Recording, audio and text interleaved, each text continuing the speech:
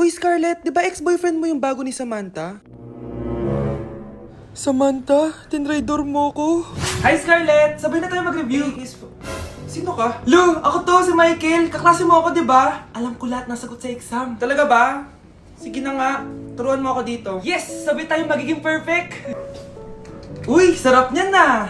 Oh, mag-isa ka lang? Oo. Wala naman akong kaibigan dito eh. Ako, pwede ba ako maging friend? Boyfriend? Ha? Ayan ka na naman eh. Joke lang, ito naman. Kain na nga tayo.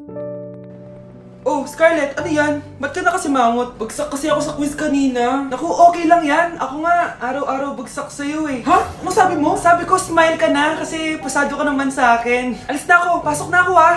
Baliw! Ay, umuulan pa! Mga gamit ko! Ayan, di ka kasi nagdadala ng payong. Pag ikaw nagkasakit ha, pasalamat ka, nandito ako. Michael, ba't nandito ka pa? Hatid na kita sa bahay niyo, baka mapano ka pa. Gusto ko safe ka makauwi. Lo, sige na nga. Hello, Go na, be! Scarlett? Michael?